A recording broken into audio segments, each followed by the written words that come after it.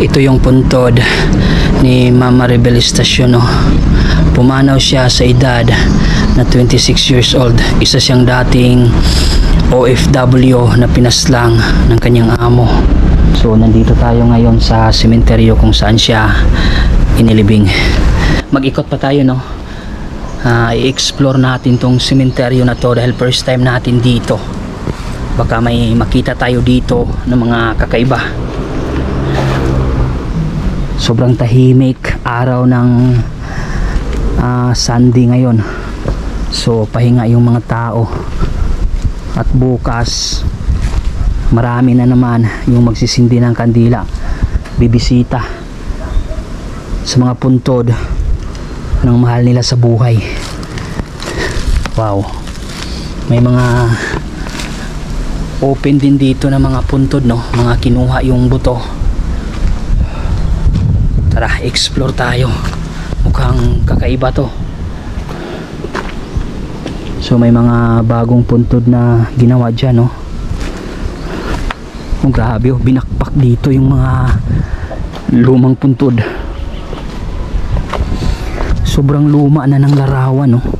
Dalawa sila, siguro mag-asawa silang dalawa. Yan, oh. Grabe, ang daming punong kahoy dito, oh. Kita nyo? Mga matatandang kahoy na to. Siguro nasa mga 50 years above ang mga edad ng mga punong kahoy na to. Grabe yung mga lalaki.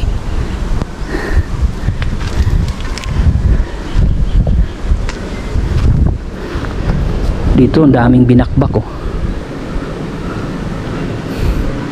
So magbabaka sakali tayo, baka may mahanap tayong kabaong para may ma-unbox tayo. May nakita ako dito ang kakaibang puntod. Tingnan nyo,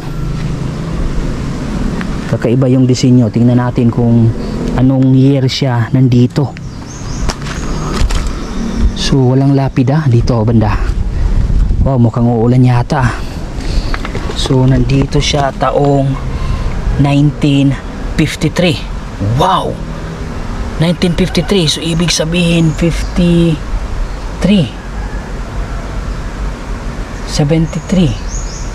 years old. Tama ba? 73 years old ang tanda ng puntod na to. Grabe, tingnan nyo, sobrang tanda. Inaalagaan lang siguro to ng mga kamag-anak kasi bagong pintalo. Kaya pala kakaiba yung disenyo niya. Oh my God, sayang kung ito'y bakbakin para baguhin. Napakaluma, maganda yung disenyo niya. Tapos mayroong isa din dito. Ito parang kabaong yung disenyo niya, parang may takip. So nandito siya noong taong 1944. Ha? 1944. So 85 years old. Grabe. Tingnan nyo, mga lumang puntod nandito pala sa sementeryo na to. Kakaiba yung mga disenyo. 85 years old na tong nandito. Halaka, sobrang luma na pala ang sementeryo na to. So ibig sabihin nasa 100 years old na pala siguro estimated yung sementeryo na to. Sayang kung ito'y bakbakin. Napakaluma na ng puntod. Sana madalaw man lang to ng mga kamag-anak. Meron ding isa dyan sa likod. Mukhang luma din yung pagkagawa niya. Ito, tinubuan na ng damo. Tingnan natin yung lapida. Tingnan yung pormahan, no? Napakaluma. Uy, mukhang makukuha yato. Ito, may mga sako-sako dyan sa butas. So ito ang isa, 1995. So 1995, 10, mga 30 years old din tong isa na to. Pero sigurado mukhang masisira to dahil mayroong ginagawang bagong libingan dyan. Papunta yan dito. So pati to, kuha to. My God. sobrang sayang kung yung mga lumang puntod ay sisirain. Hindi na tayo makakita ng mga ganitong forma ng puntod ngayon. Tingnan natin. May nakita tayong kabaong. Tingnan natin kung ano yung makikita natin. Tingnan natin.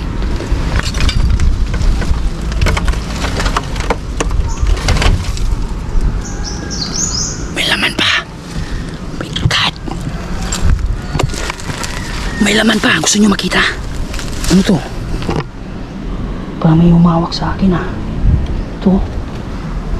Inawakan niya ako. Pakita ko sa inyo.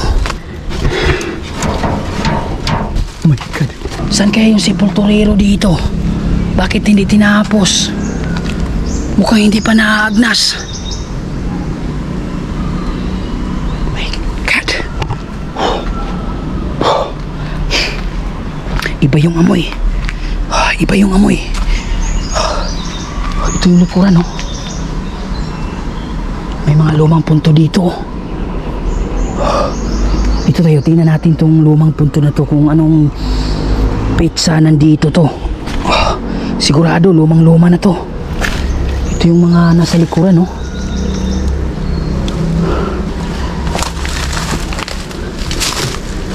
Oh my God. Nagulat ako dong. Wow, tingnan nyo, oh. Dami. Wala man lang ni isang nangahas na kumuha dito para ilagay sa gulay, di ba?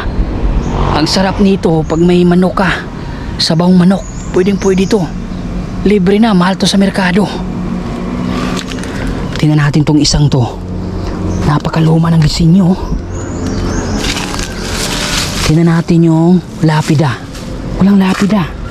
Dito. Ito, nandito. Uy. Nandito yung lapida sa likod, oh. Oh my God. Oh my God. Oh my God. Ano yun?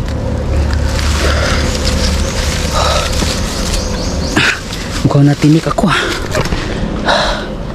Tinik. Nandito yung lapida, oh.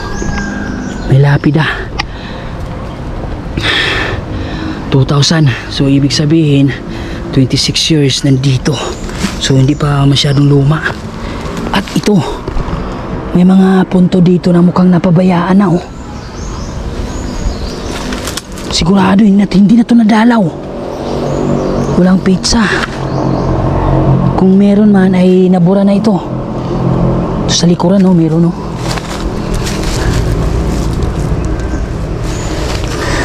Napakaluma na. Dito tayo dadaan. Ito yung pinakalikod na, no. Yan. Ito.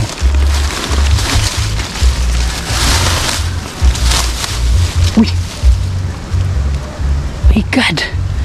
Bakit nandito yung mga buto? Yan, oh. Buto. Teka lang, iayos ko muna tong camera ko, no, kasi tagilid, eh. Yan, may buto. Bakit hindi kinuha? Bakit hindi inilipat kung binakbak man? Kasi tinanggal, eh. Bakit iniwan yung buto? Sana makita to ng kamag-anak, no? Para mailibing to ng mabuti. Kawawa naman, nandyan lang siya, oh. Sana mapuntahan ng kamag-anak at mailipat. Ito, oh. Binakbak na dito. Mukhang hindi na makita tong ibang punto dito. Di natin alam, may laman pa to sa loob, oh. Mukhang may kabahong pa sa loob, oh. Grabe talaga yung sitwasyon pag dito ka ililibing sa mga public cemetery. Kapag dumating yung panahon na baguhin na yung sementeryo, ay kawawa ka talaga. Lalo na pag hindi ka na makita ng mga kamag-anak mo or makalimutan ka na ng mga kamag-anak mo. Ganyan yung mangyayari sa'yo. Yan, oh. Punto dyan. Hindi lang natin makita dahil puno na ng damo. Tara, tingnan natin. Baka may makita tayong, oh my god, ito, kawawang puntod to. Uy, butas na pala. May butas na pala, oh.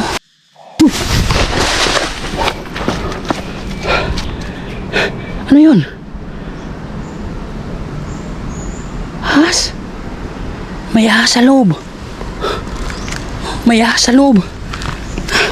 Kuha tayo ng kahoy. Ahas yun. May ahas sa loob. Tingnan nyo. Putik.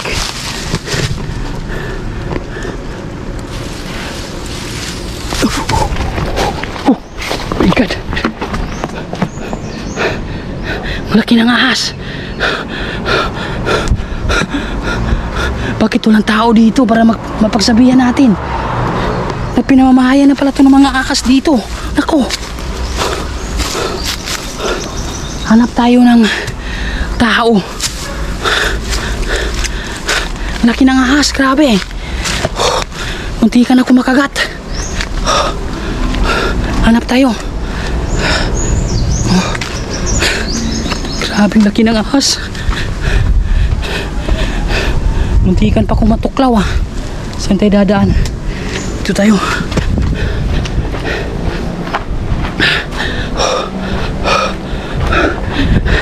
Pinapawisan ako ng malamig dun ah. Dito may mga bunchimber oh. Ito yung sinasabi ko sa inyo. May mga bunchimber dito. Yan. Sayang yung buto na nandun. Kasi hindi inilipat ng bunchimber. Sana may lipat yun, oh. Meron parang, sana may makita tayong tao para mapagsabihan natin na may malaking ahas naninirahan dun sa loob ng nitso. Walang tao.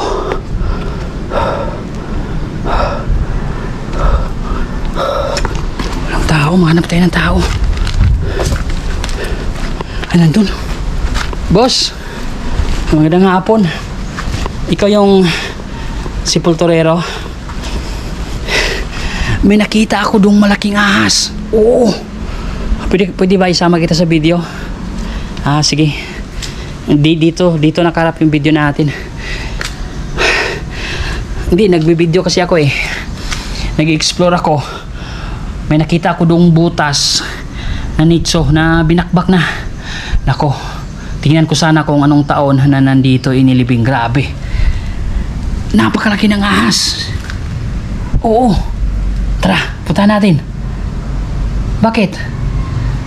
Pwede, report mo na lang. Kasi kapag tayo yung kukuha, delikado. Oo. Sige. Sige, basta na... Pero paano mo malalaman kung saan banda yung nitso na may ahas sa loob? Tara, turuan kita. Ayaw ni boss na magpakita sa video. So, puntahan namin, ituro ko sa kanya kung saang nitso nakalagay yung ahas. Tara boss, sunod ka dito sa akin. Dito banda. Tara. Oo, laki, totoo talaga. Ahas talaga boss, grabe. Muntik na nga akong makagat eh. Sobrang laki. Dito tayo dadaan. Dito ko nakita oh.